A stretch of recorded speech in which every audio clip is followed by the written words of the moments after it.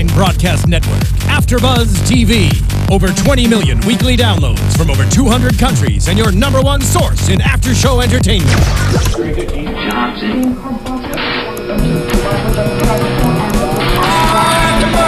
AFTERBUZZ TV, the destination for TV superfans. Producing aftershows for over 300 of your favorite TV shows. Interviewing celebrities and showrunners. And bringing you behind-the-scenes exclusives. All thanks to E! Entertainment's Maria Menounos, producer Kevin Undergaro, and internet leader Akamai.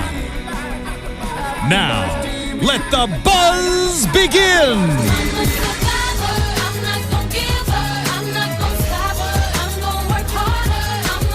Yes, we are going to survive just like Kelly, because Kelly is a survivor. And I had to play this song just because that's the first thing that came to mind when he's like, she'll survive. She's a survivor. Steve thought this was a musical episode. It was. I had a song stuck in my head. I had "Here Comes the Sun" stuck in my head. You had every the song entire stuck in show. your head. We were singing throughout while we were watching. I know. I was was really excited. The show does not have background music. I was providing the experience for you guys. It does have background music. Well, it has better when you watch it with me. Guys, thank you for tuning in. This is the AfterBuzz TV After Show. Shut up, Zach, for The Strain, Season 1, Episode 9, that disappeared, like Zach will be if he insults my singing again. I'm your host, Stephen Lemieux, joining today by my amazing co-host, because I'm covering for Matt Lieberman, because he's in an iOS show tonight, because apparently comedy is more important than us. But with me, the lovely Zach Wilson. Why, thank you. You're so pretty. And the simply stunning Jackie B. Well, I was talking about myself again. But yeah, Jackie B is And that old hag, Jackie. I'm Jacque Borowski, Satrakian's daughter. And later I on wouldn't mind being Satrakian's daughter. I know, we're going to actually start a TV series called Milk and Cookies with Satrakian. Oh, I would like that TV series. So we're going to kind of run through the Ben Home Alone storyline, because that splits off into two other ones. Terrible Home Alone gun, terrible. Can you imagine had he set up like paint buckets and stuff? That would be amazing. To fight him off, Matt's like trying to track him down. He's like, I'm going to get up the stairs. Oh no, marbles! He steps on a nail, and then he gets tarred and feathered. Oh my god, that is going to be a spin-off movie. He gets My house. I have sworn to defend it. He gets his stinger stuck in a mousetrap. Can you imagine if Home Alone ended with the guys just being shoveled, decapitated, and then burned? That would be awesome. Macaulay Culkin's foray into film. Oh god. Okay, so it opens with the I don't know her name, so I was calling her the B word in my notes. So what do you want to call her? What's her name? Diane?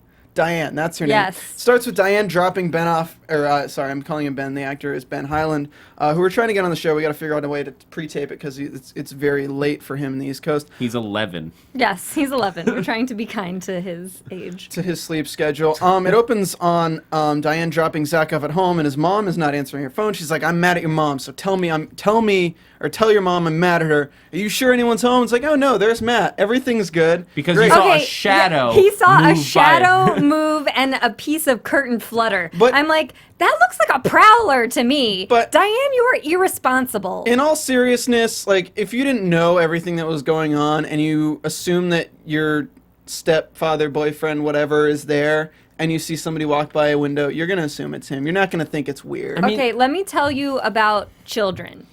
If Diane presumably has her own child who is sitting in the backseat of the car. Being a mother, you would think that she would have better instincts, which is if you see all the lights off in a house and something flutter, you'd be like, that's kind of weird. Maybe I should just go up to the door and knock on it and say hello and see how they are. I would not even drop off a kid I was babysitting at a darkened house like that. You at least wait until, like, not only does he get into the house, you, like, wait for, like, a wave from one of the parents. I always just wait till they get in the house. Yeah, if I'm dropping people off, I'm like, okay, they're in the house. You're they're not locked dropping out. adults off, though, not Okay, 11-year-olds. calling it now, though, Diane's son is going to be Zach's first kill. Are you saying Zach's gonna get turned? No, I'm saying her son's gonna kill her get kid. Zach's gonna kill her kid. Zach's gonna be like he's learning from Grandpa how to fight vampires. Yeah, he's gotta have somebody a little bit more down to his size, and we're introduced to, and you know what? Otherwise, or he can kill what's her face, the lawyer's children. Basically, Zach's gonna kill children is what I kind of think is gonna happen.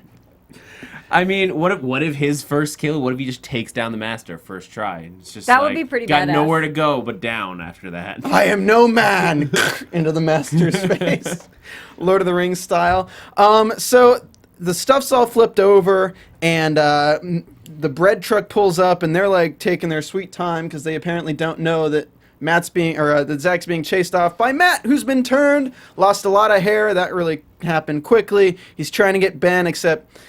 Well, it's been a day, right? It's been a full day since he got turned. Yeah, it's been like. Has it?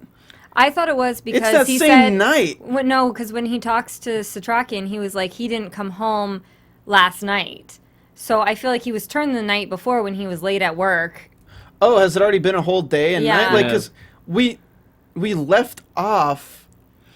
Oh wait, because Matt was turned the same night where Diane went after the kids. Yeah, I think so. Okay, so this is the gas station was the next night. I feel like it was. Okay, yeah. okay, that makes a lot more sense. So it's weird to timeline this. It might be difficult, but okay. So Matt's turn. He's trying to get Ben. Ben's smart enough to grab a weapon and be like, "Yo, I'm gonna mess you up, boyfriend." And F runs in, grabs the shovel from Zach. I'm gonna try to keep saying Zach, not Ben. I'm sorry, guys. And just right in front of Zach, just beats him to death with the shovel, whacks him on the ground, and then decapitates him with said shovel. Not even the fact that he decapitated him, but the fact that he did that move with the shovel, where you put it down and then stomp on the side with your foot. Like he's digging a trench. He just oh, done. Okay. Stay away from the blood. Let's get the next one. Guys. Oh my God! And then we get Vasily Fett walks in and he's like, "Who is that?" It's like my ex-wife's boyfriend. Not anymore.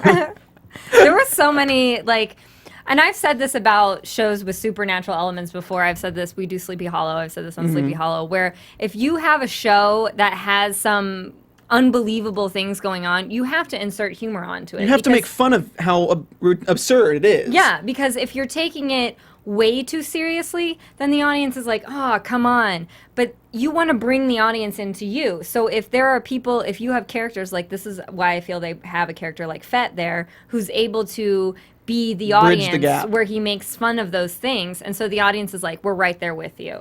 Exactly. And the humor is great. The fact that he lopped Matt's head off. Shout out to Drew Nelson, who was actually on our show a few episodes back. You guys should check that out if you haven't watched the previous episodes of the Now he's got white ziz all over his floor. He's got to Well, they also mentioned that he had scratches on his face, so he's trying to figure out who did that, if Kelly did that. But I'm thinking that it's probably not going to have been Kelly. I'm thinking it's probably some of his coworkers. No, I think that the only reason they would drop that as a hint is that she did it. Like, he was in a scuffle. Not with his coworkers. I think he got home sometime in that night after he got bit, or trying to figure out the timeline there, because he couldn't have gotten home because Zach would have seen him. Well, I'm just saying, but he Drew Nelson, do it during the day. You lost your head over some girl. My favorite effect was just the severed head sitting in the middle of the floor, and everybody's like, "Oh." It kind of looked like a Mike Myers mask. It did kind of like Mike Myers mask, the little worms. Like they'd stuffed it so it was the proper some wormage and some oatmeal for the white blood.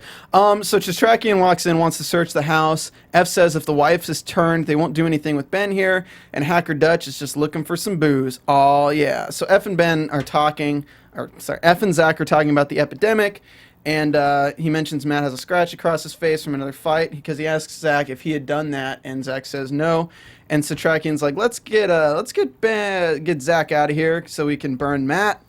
And well, he says he's just like, I know you're gonna have to if you find Kelly upstairs, you're gonna have to kill her. But But please don't do it while Zach's here. That's all he has. And even Satrakian is like, yeah, that's reasonable. Well, I do feel, though, that Zach, I understand that and respect it, but Zach is fairly well adjusted for having dealt with a lot of weird things in one night. He's like, oh, Mom's going to be, he's like, oh, shucks, Mom's going to be mad that Matt's dead. I really love the way that scene was played because they're like, this kid, they're like, we're growing him up so fast, and we're not going to even make him be that upset. We're just going to make him be like, well, I really care about where my mom is. Oops, Matt, Well, you don't want a 4-season arc like Carl in Walking Dead. You're like, all all right, this is the world we live in now. Okay, Matt's dead. You know what? I wasn't really liking what he was doing with the renovations everywhere. Like, that paint was really clashing with the desk. So, you know what? Chop his head off. He's out. I honestly, when he chose that color, I thought he lost his head a long time ago. So Ephraim's talking to Zach about escaping from the FBI. He asks about the silver dagger, and he's like, yeah, I got that from Satrakian. And was that the same dagger from Auschwitz, or from the concentration camp, or was it not? I assume it was.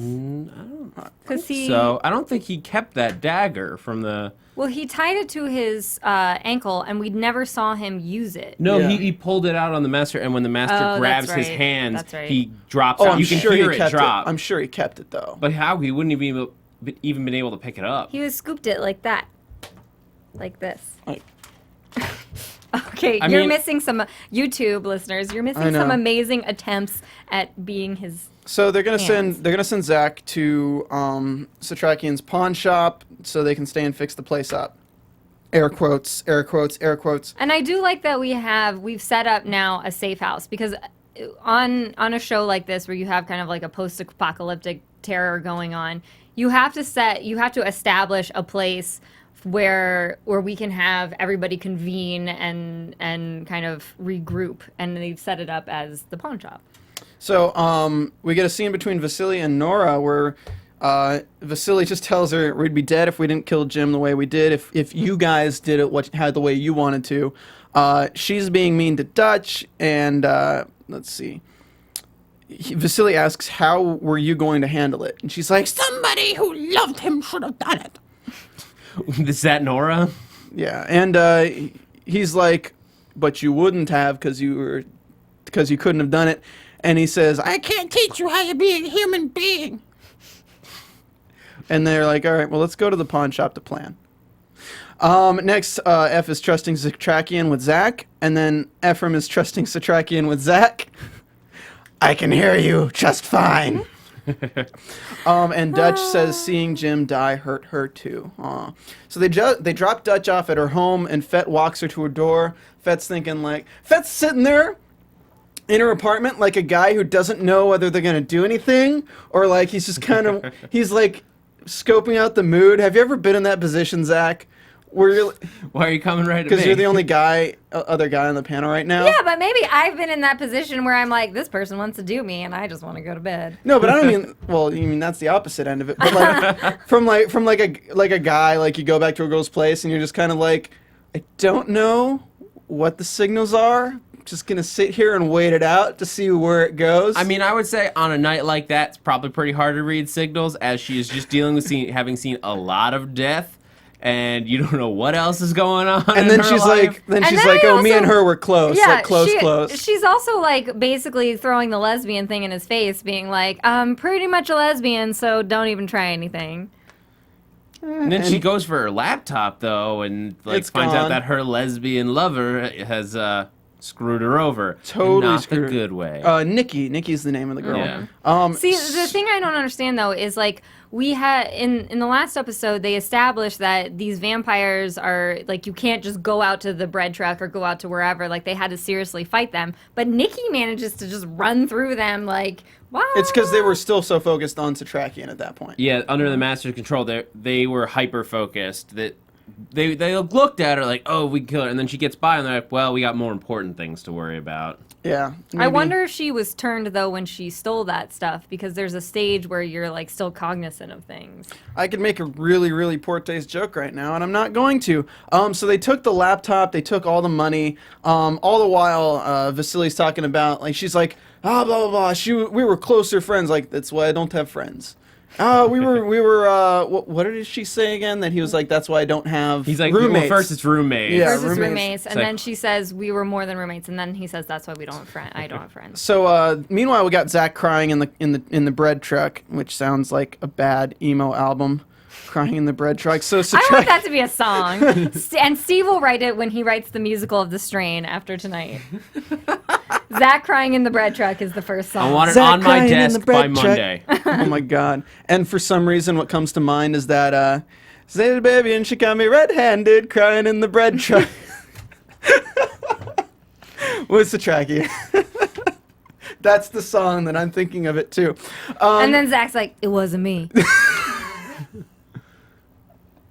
That's part of the song. Matt's going to listen to this and kill us. Shaggy, it's still irrelevant. So Tracking goes to the back to comfort him. Totally grandpa status at this point. My mom's going to be upset that her boyfriend's dead. Zach, and Zach I think is more upset that his mom is missing, and I'm like, he's well adjusted for the situation, and he's like, you said vampires, and Satrakian's like, well, and he's like, my dad didn't say that. Satrakian says he'll get to that point. So it seems like Zach is even more well adjusted to the situation than his dad is. Well, it's interesting that Zach takes after his dad in like such a logical way of thinking. Yes. And that like the fact that he even picked up a weapon at all against Matt means that he's not some like stupid cinematic kid where it's like, stop it, Matt. Why are you doing that? Why are you doing this, Matt? Stop doing that. I thought you were my new dad. Well, he already has his own cell phone. Dad squared. At like 11. I mean, right? Today, I guess that's a normal thing. He can use those emojis like a mo. 21st century kids. So Satrakian tells him about vampires, and he thinks that Zach thinks that Matt was mad at him, and Satrakian says no, it's like rabies. It's human-to-human rabies. He wasn't in the right mind. He goes after the people he loves. I like the rabies analogy. I do. It's very accurate. It's a great way to distill this down to like without being like it's like zombies and they run around and infect you, and it's like no, it's like rabies. But really, if you're going to pitch this show, people would be like, so it's like zombies? No, they have like tongues that like shoot out. Oh, so it's like Gene Simmons is a zombie? No, it's a really long... So it's like Steve Tyler's a zombie? So he tells him to mourn him and move on, and he says you mustn't fail life, because life will continue to cling on. Next, we get Fett and Dutch back in the apartment, and her stony friend Ronnie shows up, presumably for more of her bomb-ass weed, and he's turned. She doesn't notice it at first. He shoots the thing at him. You really don't see it too well, but it looked like Fett got hit, like bashed away the stinger. Like, it almost did, but I think at this point we would have seen that. Yeah, they would have made a big deal out of it if he Fett would have been mad good at baseball then, because he has like a little tiny pick that he had picked up before. I feel like he's done that before, too, in another scene where he just is like, boom, and like brings up his arm to block the stinger. You know who else had a really good arm for batting? The daughter of the maid who ended up getting nicked and a stake shot in her face, which was... Watching that scene, even going back to like 2 episodes ago, watching that scene, I was just like... You're like, oh snap. Well, because it's a silver stake going into like a human's eye as opposed to like one of the things, so it's just kind of, it hits that much, you're like, damn. I love the idea that the guy from next door like wandered into the apartment because of the implications of like, because now we keep establishing that like if they go after you, if they like seek you out, it means that they were in love with you. Yeah. So it's like there's either two things: either he was in love with his neighbor, who he could never be with because there's star-crossed. I'm in love with my neighbor. She doesn't like him. She can't see him that way because he's a man. Or he just loves weed so much that he was coming back for it. And then Fett kills him with the ice pick, bashes his head in. And That then was a tiny ice pick, and he like really dude, worked Fett could it. probably kill somebody was- with his thumb. I thought it was like a rock hammer, like Shawshank Redemption. Oh yeah, it was kind of like a rock hammer. So yeah, because it wasn't an ice pick. I want to know why she had that in her apartment. Why wouldn't you have that in your apartment? Do you Because not like have a tiny pickaxe for protection? I mean, by your granted, bed? I'm not a world-class hacker, but I do not have that in my well, apartment. she seems like her apartment's like a total hipster apartment. So would you rather have Fett beat him over the head with like an 1800s bicycle? Yes. Yeah. Yes. I wanted him to get beaten with an old record, like severed with an old record that he threw like a ninja star. 1,000 times yes. So she wants to go to him. He grabs her and he's like, "Get some clothes." So we go back down to Bread Truck, and now now your impression of Fett is like he can't even speak English, where he can't use articles. We go to Bread Truck. we go to Bread Truck. We at the Bread Truck. What's that, Jackie? Oh god. There's no Matt to reel me in today, guys. There's no Matt to give me disapproving looks. Come back soon, Matt Lieberman. One of our commenters. Matt, this You're our has only turned hope. into a musical disaster. One of our commenters on YouTube said that there's got to be at least 10 minutes of footage of Matt just being like, of disapproving looks, and There they say is. somebody needs to take them all and like edit them all into one Yes. long video of Yes. disappointment. Yes. Internet. It's the same look I got from my father. Internet, every you have day. been tasked. Internet. You have we been taxed. We have given you a goal. I need you to meet it by Monday at 8 a.m. That's when Steve will have the musical written by. Oh my god! So back at the bread truck, which also sounds. That's one of the second songs on the track. Yeah, Back it's like at the bread truck. It's Eminem's next album coming out. Back at the bread truck. We'd be gone if you left the keys. It's like, that's why we didn't. And I'm assuming she's coming with. Yep. All right. Now, they get to the pawn shop. Nora's grandmother is smoking a cigarette behind the glass. And I she's love Nora's grandma. I'm not cooking for you. You're mean. You leave me here. Wait, who is she yelling at? This confused me, actually. She was yelling at Satrakian. But, like, Jinx. could she remember Satrakian? I think she, like, from what I understand, is, like, she's actually not that bad off. Like, I mean, I feel like it was less of a mental hospital that she was in and more just, like, an old person's home. No, because So she, I feel like she has, like, mild, like, dementia issues, but I don't think, like, she seems to recognize Nora, but not, like, necessarily recognize, like, the time period, you know? So I feel like people like that, sometimes they latch on to certain things. Like, just like she recognized Satrakian enough to be like, you were the one that left me here. Like, you were here and then you were gone. Right. Why did you leave me? Right. But then, I mean, she made an assumption that she's going to be cooking, which is, we know that's not going to happen. So Well, it's she's just got like heart these to work certain- with. If she cooked the heart up. Oh. Ugh.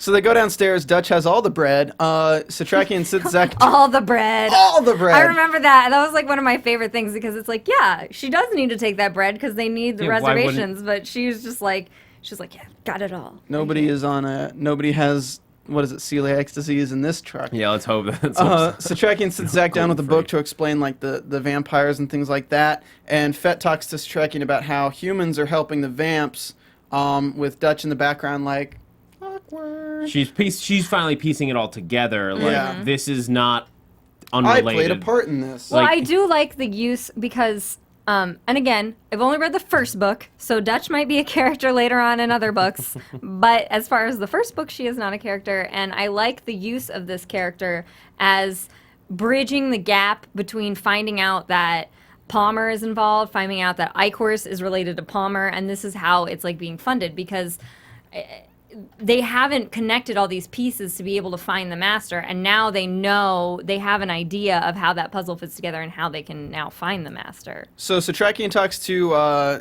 Vasily about he needs him because he's unemotional. Vasily's like, I'm not. And there was actually a very similar scene to this in last week's Graceland episode where I was watching. I was like, this is like the exact same scene, except for the vampires, of course. Says he knows New York. You got to find the master. He wants his help to find the master. And it looks like from the scenes of the next episode, we're going to get a little bit more of that, like kind of whittling down where he could be hiding. Fett says he's going home for a few things, and he'll be back, and that's where we leave off with Fett. Yeah. Satrakian and what?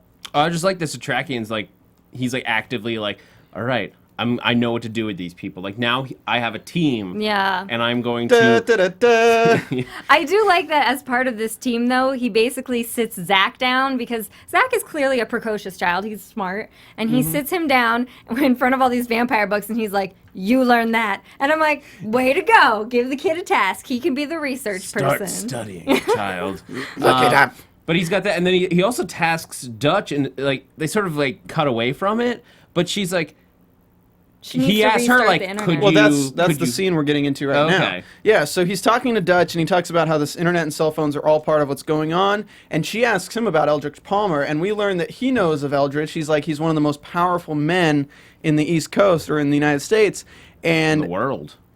she says that he hired her to shut the internet down, and she crashed everything, even the deep web, which, if you know about the internet, you know what the deep web is. It's a larger part of the visible web, and you need like Tor to go to it, and you can get so many viruses and malware just from going to it. So don't do it. If you look up the deep web after watching this episode, don't go on it unless you know what the hell you're doing. And he says, well, I appreciate your honesty. She felt like she got one over on them. Well, oh, the irony. She didn't like the plastic-faced freak mentioning Eichhorst, and he asks her, can you undo what she's done? She says, well, isn't it too late for that? And he's like, we never concede to that notion. Basically, like, it's never too late, no matter how, like, dark it gets. Yeah. We always fight for the dawn. Dark Knight reference. Which, like, I guess, like, if they can get her to a computer that has internet access, theoretically she would be able to get in since she put it together. That's not exactly true, though. I don't know. Well, I guess it depends on what she did. There's so many like hacking software things that you'd probably need to work in unison to work at a code or something to get back in. She has all her stuff stolen. Maybe now they have to hunt down Nikki. And when that becomes like the new, we're going to have to find her, we're going to torture her, and find the computer. Once there's a leak, though, there's usually tech to plug it. So after she's used all her 4 malware things in there, they've probably done a lot of the damage. So to get back in, she'd have to probably take so much more work. Plus, how are you going to hack into the internet when you can't even use the internet?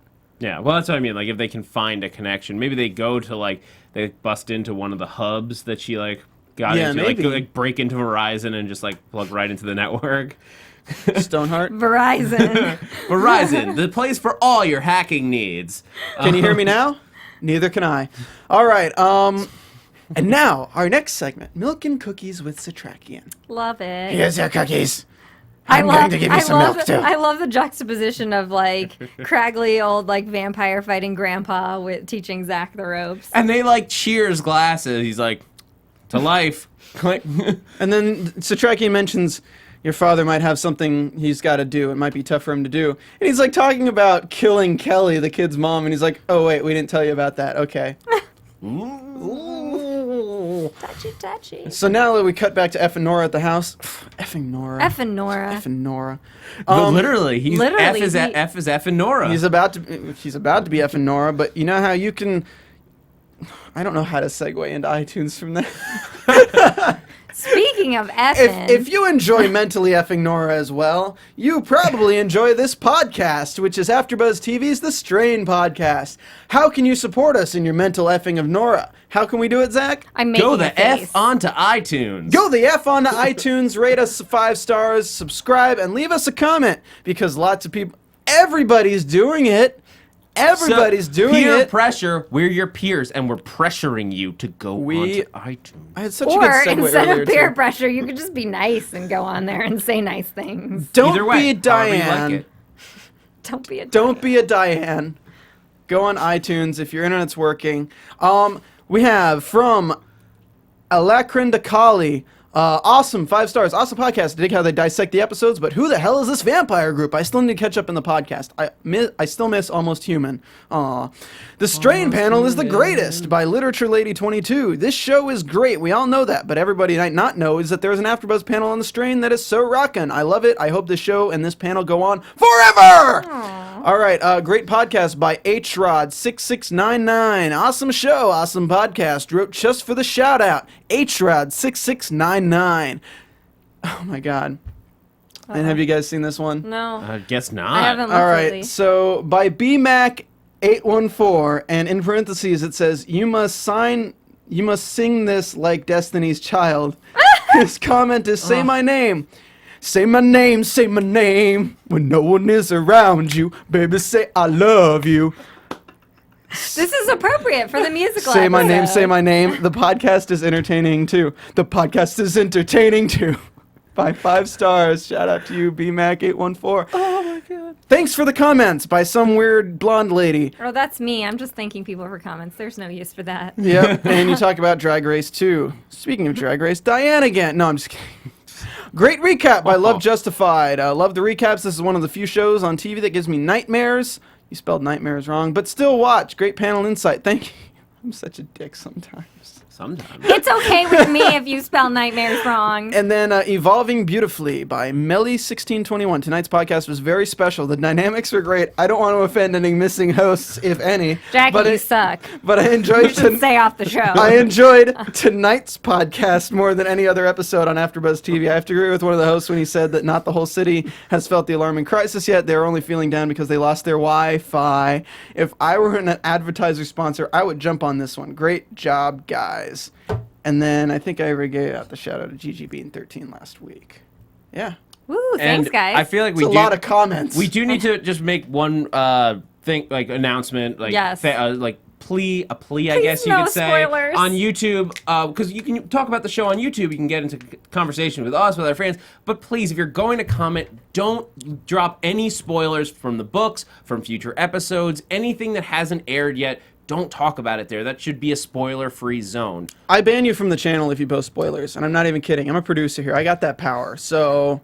Yeah, the other thing no is spoilers. we want to interact with you guys too, and we're trying to stay fairly spoiler free. And I know how season 1 presumably ends, and I'm trying to keep things spoiler free as well. So if I can do it, you guys can do it for sure. It ends not with a bang, but with a whisper.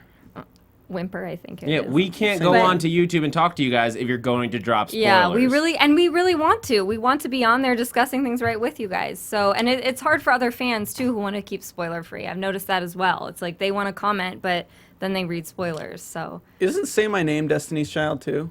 yes, So we open with Destiny. yes. This is a Destiny's Child episode. Well, Brought Destiny's to you by Beyonce. It really feels like Satrakian is Destiny's Child. It was her birthday on the 4th. I know. Yep. Happy birthday, Beyonce. Hashtag.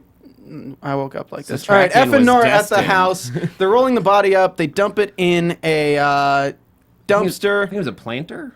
It looked I like thought a it was a dumpster. dumpster. So Nora, it looked Either like way. to me, I thought it was a flat bag of a truck, but I'm like, they're gonna light it in the back of a truck. Nora hopes Kelly got away. They're wondering where she is. Nora mentions Argentina, and F says she's not disappeared. And this is around the same time. Then they go outside. They pour the gas on him after dumping him in. Sorry, they dumped him in. But after I think we should mention the fact that F is pretty darn insensitive. He just sleeps with Nora, and then Diane comes in, basically like accusing him to his face. And I understand that's a tough situation, but then he's like, "I love my wife, mother of my child, blah blah blah." And it's like That's not even the beginning of aw. it, because when he's standing over Matt's Burning burning body. body, he's just like, Jim is the we kindest man I knew. They're both talking about Jim, which giving- is fine, okay. They're eulogizing Jim while burning Matt. My Which favorite Nora part brings though up. is Nora's like, "This is weird," which We I'm should glad. say something about Matt, right? and to which he responds, no. No. And he walks away. You What a want? dick. We should say something What? about Matt. Better than firewood. And they burn him. They light. God. They light a magazine with Boulevard, looking even more worse for wear Yeah. on him. They're kind of leaving Boulevard to the sidelines for us right now, and I'm sure it's going to be Yes. so progressively horrible when we see him. Yeah. All right, stinker line of the night. Kind of. We were both like, really? And you guys know what line I'm talking about. When I lifted up his shirt, it was the worst moment of my life. Yeah, because we were like, really? You've had a lot of pretty bad moments. Like, the worst moment of your life wasn't when you were trapped in a gas station and a million vampires probably were going to kill you, or when your wife left you, or when you lost your kid at a custody hearing. Or when your wife is presumably turned into a vampire right now. I don't know. I mean, well, that hasn't happened yet, so he can't be the worst moment of his life. But I would say that that's a pretty terrible moment. Like, your wife leaving you, that sucks. But, like, I think that you can see, like, there's, like, a ray of hope or whatever. What he's saying is, like, when he lifted up his shirt and saw all the worms there, he knew that Jim had no hope. There was no way to save him. Yeah. He was just done. And like when you take hope out of the situation, when it's just like there's nothing you can do, this person that you care about is dead. But I That's feel pretty like it terrible. also, Womp womp. when you're using that kind of language, it also shows that F kind of lives in this world of like childish hyperbole. It's like everything is so big and so like emotional and massive for him. He almost needs these other characters. Yes, he's a genius, but he almost needs these other characters around him to help ground him because he would just be emoting all over the place. Yeah. All right, so we got to rush through this because we don't have too much time left. So Nora's on the phone with her mom. Random hand touch. It was You guys so have to sleep weird. together now. Oh, we got to sleep together now. That's apparently the cue. No, I mean, all right, it was so a pants really- off quick. So awkward. Kind of. So awkward. Pants off quick. She's got a nice body. Diane gets there. She still doesn't know about the vampires because apparently she's not that smart. She's being mean. You hurt my friend. I'll cut your heart out. I love my wife. Nora's in the background like, ah! Yeah. What? Bye, Diane. You sleep with someone and like, I love this other woman right in front Yeah. of her. So he's like, I think Burn. Diane's calling the cops, and Nora walks out. Don't forget your dagger, which you just shoved into my heart. I they've had a sexual relationship in the past, so I think it's like she understands where he's coming from, and she's adult about it. It's not like she was like weeping in the corner, but still it burns, you know. Diane coming and she caught him red-handed, banging on Kelly's bed. So back at the pawn shop, there's news of talking about everybody getting flu-like symptoms, and it's going around. F sees that Zach is fine. Zach asks if he burns Matt's body, and he says yes. And they say first thing tomorrow we'll look for Mom. So rushing off to the next storyline, we have Tufo and Gus in jail. Tufo is Felix, if you haven't been listening so far. Yes. Tufo is the freaking man, and he's really sick. Guard says a lot of people are coming in sick. Makes the guy. My notes taken out of context are so terrible. I wrote makes the guy get him off. Oh, but no, he makes the guy who he punched earlier get Tufo him up onto the. So bus. Next time we see him, they're in the van. Tufo's bumping into the guy. The guy punches him. Gus says, "I'm gonna kick the dude's ass when he gets out of the thing." Felix looks up and I don't feel so good, guys. He doesn't say that. Then it's just right into the wall, almost hits Gus. Then right into the driver, because the driver's open the thing. Hey, what's going on back there? The van starts going off the thing. That driver could have been fine if he just didn't open the damn glass. Well, they wouldn't have been fine because he would have opened to the door to 6 dead people and one guy who's messed up when they got to the place. He's chained up, in that it's like a 6-foot van. You sit that tongue's about 4 feet. They said he would have been fine. But Tufo has a lot of room for it to be longer. We had to let Gus escape. So the driver opens the back of the van after they crash, aims the gun, walks in, quickly pulls out the gun, then looks like the FBI agent. Gus grabs the gun. Perdoname, hermano. Shoots Gus in the head twice and then starts running like his life depends on it. And he's just and I ran. Okay, so he's running. Now, let's go into Poland, 1944. Hikers to seeing Satragian digging, and they're digging ditches. You already know that the execution's coming because they're digging a ditch. They're digging their own ditch, yes. Yeah, they're digging their own graves. Satragian takes and they the know, silver... they know that they're close to the end because they're being bombed this whole time. So Satragian takes the silver knife, hides it in his shoe underneath his sock. Eichhorst finds him, asks what he's doing. He's like, you are bereft after finishing the project. The emptiness after completion. I've heard of you artistic types. What will become of us? You will rejoin the others. So later that night, he's sleeping, and we hear the cloak fluttering. The master is feasting on a bunch of them. So Satragian cuts his finger to attract him with his blood. To attract him so he can attack him with the knife. The master just grabs him out of the bed, lifts him up. You've watched me how many nights? Thinking I can't see you. Crushes his hands like that. So painful looking. And this is the best you could do. Oh my God. Where is your God? I don't see him. There is no one to help you, wood carver. But it's amazing that he has enough because it's clear that there's a certain level of respect there because he has enough respect that he's like, I'm not going to eat this guy. I'm annoyed with him and I'm going to crush his hands and therefore ruin his career. But it's not a respect thing. You don't think so? It's not a respect thing at all. What it is it's a gloating thing. It's the fact that he didn't tell anyone about it. He knows that there's nothing he could have said. He just looked crazy. It's basically like Bill Murray walking in and eating the French fry. It's nobody's going to believe you. You heard that story? Yeah, I know. Yeah. So nobody's going to believe you. You can't do anything. I'm way more powerful than you. I don't even need to kill you. You are that low to me that I don't even need to kill you. I still think it's a respect thing. Tweet us and let us know which way you think it is. Because it's also just that much more of a horrible thing to do. It's worse keeping him alive. It's more torturous to let him live. Well, the master knows what's going to happen the next day to the people who can't work anymore. And breaking his hands basically ensures that he'll be put in the group where he'll be killed. So in the morning, he makes up about crushing his hands in the pantry for stealing bread. David straightens them, which... Oh, gosh. God damn. All these scenes in Poland were killing me. I was like, they're so terrible. Well, it's the worst, though, because that's probably 6 hours later, which means that your bones have already kind of started to healing a little bit, as opposed to right after it happens. If you're going to reset a joint, try to do it as soon afterwards before the inflammation makes it terrible. Just a shout out to you guys if you need that advice. You need to just your hands. Yeah, so they're lining them up. Ikehurst asks to see his hands. He unwraps them, and he immediately knows the master had done it. He sends them to the ditch group. Everyone's cocking their rifles, and suddenly we hear gunfire from other areas, bullets pinging, and everyone starts running to escape. It's the Americans! Somehow he gets 3 other people to help push him over because he can't use his hands. He's literally got club hands. And you're wondering how he can use a sword so well now after that.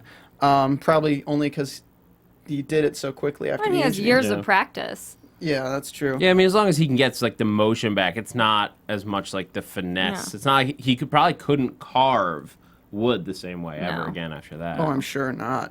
Ikehurst cuts really quickly to the present with Ikehurst having a bullet in his leg. He's pulling it out of his leg, and he holds it in his hand until it starts burning to the point of where he had to drop it.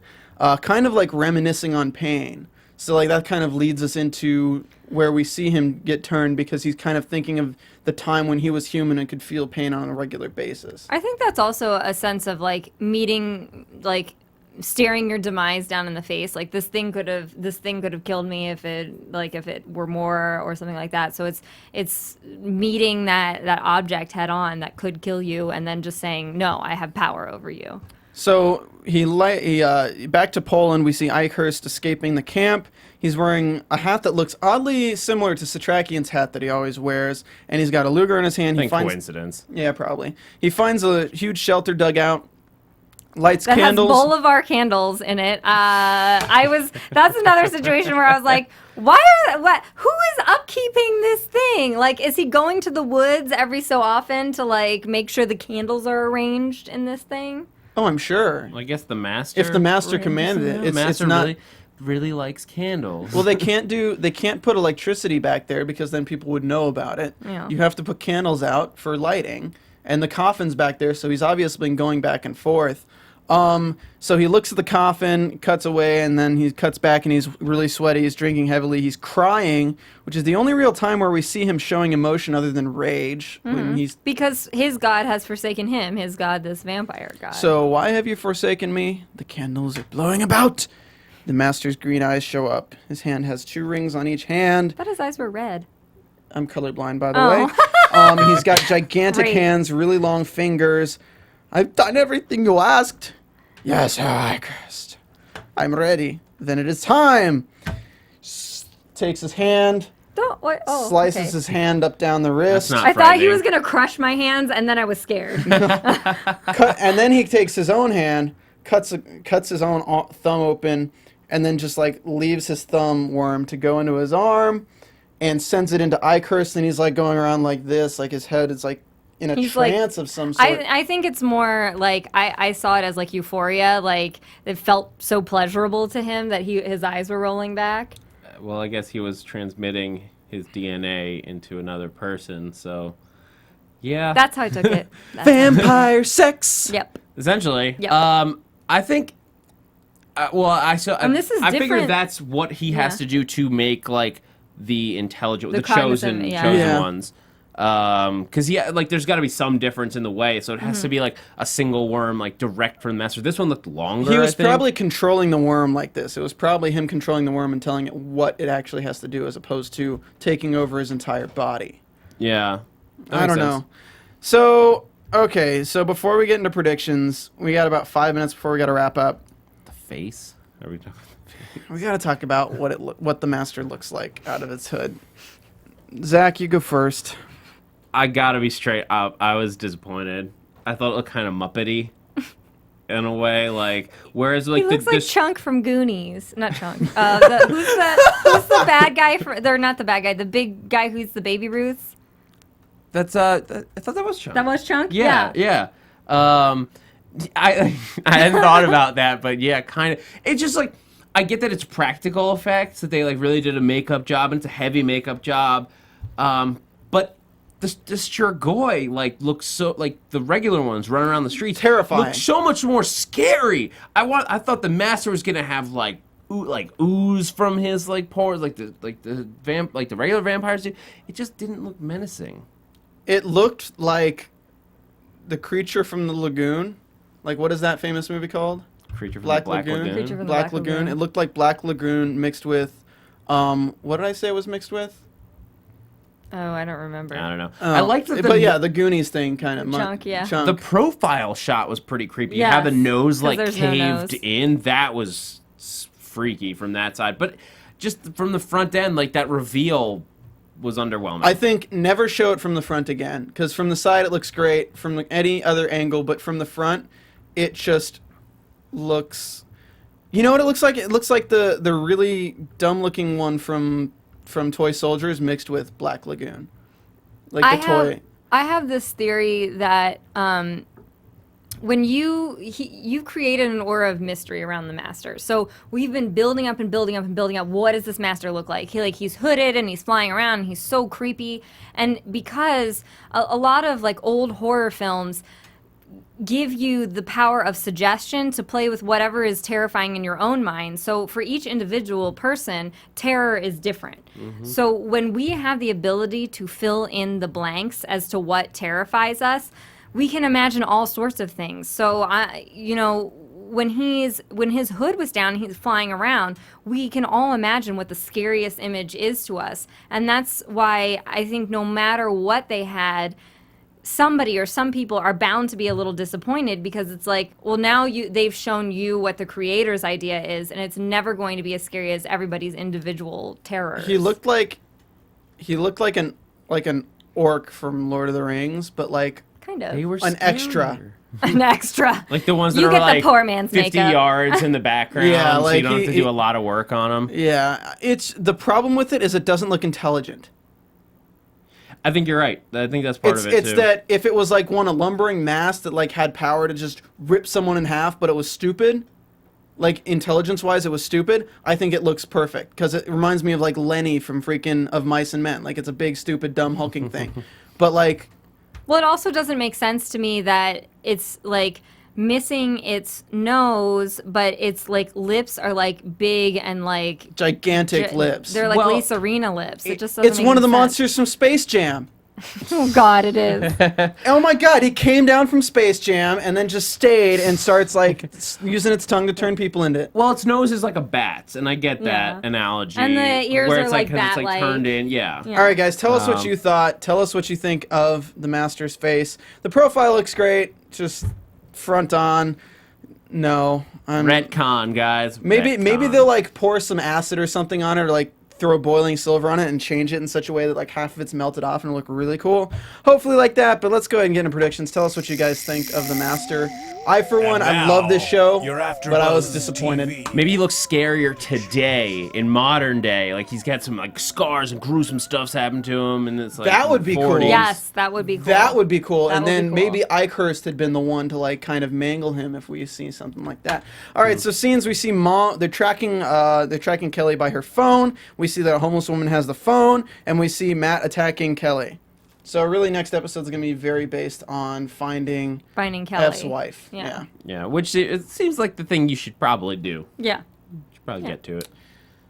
I don't really want to predict anything. I'm looking forward to it. This is like we're gonna have to wait a week. Sadly. I predict. I guess we've been saying this for a while. Bolivar is gonna like go to his concert in like full out vampire mode. I'm picturing him like reaching into the crowd, like picking up a person out of the crowd while everyone cheers. Yes, because they think it's part of the show. I'm waiting for that. Yes. Like if he could lift people up with his tongue, like Yeah. bring them up, and then Yeah. do it to like several fans. Until people start to realize like, wait. These are not effects. People are dying. Yeah, I want to see that. What do you think is going to happen with the Daywalkers that we haven't seen in 2 episodes? So excited for them to come back. I want them back. I still say I think it's a competing master. Well, they say that this episode was called The Disappeared, and they talk about Argentina, and that's when they mention the people who were disappeared, so they didn't cause an uproar or things like that. Argentina, which is where the Nazis all ran. I think next episode is when we see, at the end of next episode, I think is going to be F meeting up with the Daywalkers. Because I think Kelly ends up with the Daywalkers, and they're probably the ones that save her from certain death. That'd be awesome.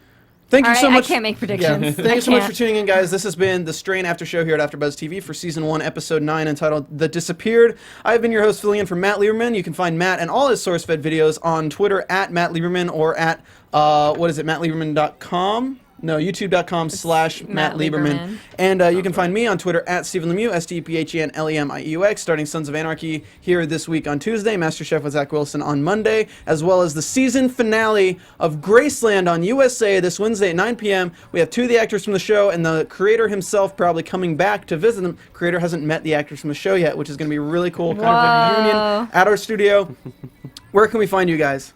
I'm at 123Jackie_B on Twitter, at 123JackieB on Instagram. Jackie is spelled JACQUE, and I'm also doing the Under the Dome and Sleepy Hollow after shows here. Hey guys, I'm Zach Wilson. Thanks for geeking out with us. You can catch me on Twitter and Instagram at @ThatZachWilson. Also here at AfterBuzz on The Leftovers. We're doing the finale right after this. I've got a bunch of new shows. I'm going to be jumping on Sleepy Hollow with these fools. That's going to be fun. So it's the same panel from this show for Sleepy Hollow. Yes, exactly. So. Resurrection coming back, Grimm coming back, if you like that kind of like horror, sci-fi stuff. So lots of stuff and even more to look forward to in the fall, so tune in for that. All right, guys, thanks for tuning in. We'll see you guys next week. Be sure to rate and subscribe on iTunes and leave us a comment. We'll give you a shout-out. Peace. From executive producers Maria Menounos, Kevin Undergaro, Phil Svitek, and the entire AfterBuzz TV staff, we would like to thank you for listening to the AfterBuzz TV network. To watch or listen to other after shows and post comments or questions, be sure to visit AfterBuzzTV.com. I'm Sir Richard Wentworth, and this has been a presentation of AfterBuzz TV. I'll buzz you later. The views expressed herein are those of the hosts only and do not necessarily reflect the views of AfterBuzz TV or its owners or principals.